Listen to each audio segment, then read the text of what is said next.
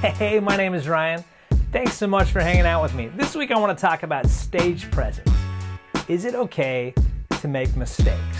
When was the last time you royally messed up on stage? A few years back, I had the opportunity to preach on Easter Sunday, the Pro Bowl of the church world. And like a typical worship leader, my pants may have been just a little bit too tight that Sunday. I did a little hop up onto the stage, but my legs wouldn't quite stretch the way they're supposed to.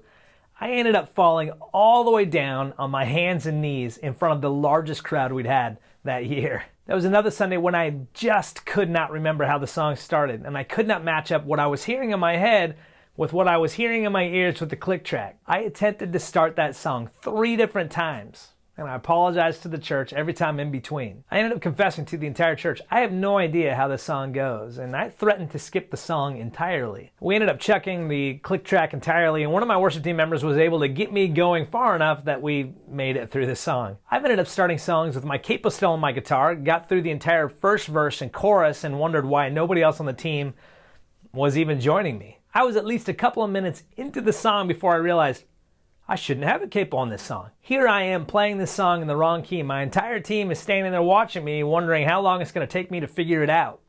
I'd like to say that this is a rare and completely avoidable circumstance. But if you lead worship on a regular basis, it is inevitable that at some point in time you're going to make some pretty large musical mistakes in front of the entire crowd. Now, don't take this in the wrong direction. This is not an excuse for you to avoid putting in the time to perform at a high level. And yes, at the risk of sounding vulgar, there's a huge element of performance involved in leading people in worship. But we will talk about performance and stage presence at a different time. But if you are putting in the time to increase your skill and excellence, then I want to give you permission to make mistakes. Years ago, I had the opportunity to meet the bandmates from Delirious before one of their shows. And if you don't know who Delirious is, then you are missing out on a huge part of worship music history. We were hanging out backstage and I had the opportunity to sit there and just chat with their keyboardist, Tim Jupp. Tim Jupp made a crack about Martin Smith using a notebook for his lyrics, to which Martin overheard him and turned around and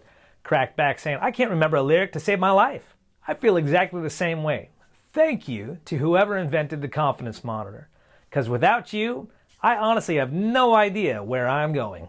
During the Delirious concert that night, Martin sang one of the verses that he wrote completely wrong. The guy is a professional, so it honestly looked like he was singing in the spirit or rewriting things on the go or improvising something. But because we found out in the meet and greet beforehand that he has a cheat sheet full of lyrics sitting with him on the stage, I realized he was being an incredible worship leader and ad-libbing and rewriting song lyrics right there on the spot, lyrics that he just couldn't remember.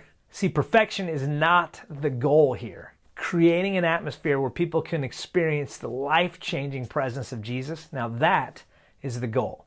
So, what do you do if you make a mistake? If you're anything like me, you're not easily embarrassed. So, you smile and you move on. People respond really well when I acknowledge my mistake and then I just invite them back into where we're going. I usually only hear positive comments from people when I acknowledge and laugh off a mistake. More than anything, I think our congregations prefer and enjoy when we're candid and authentic. But what if you're not like me and the thought of making a mistake on stage in front of a group of people is terrifying and paralyzing? Take a deep breath, because honestly, it will happen at some point in time. But before it even happens, let's practice what you might say.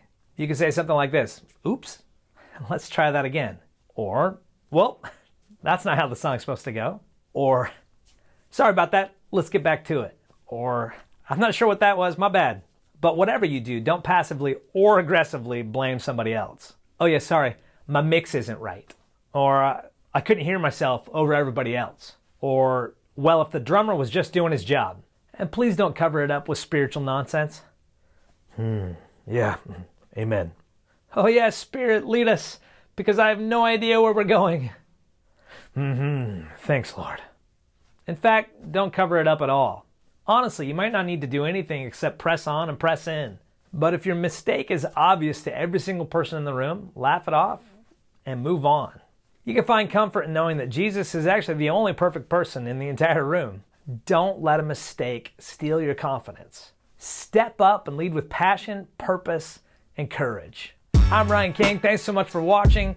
If you've got a burning question you'd like me to address, please shoot me a message. Please subscribe, like, comment, and share. See you next time. I usually only hear positive comments when I acknowledge a mistake and brush it off. I usually only hear positive comments when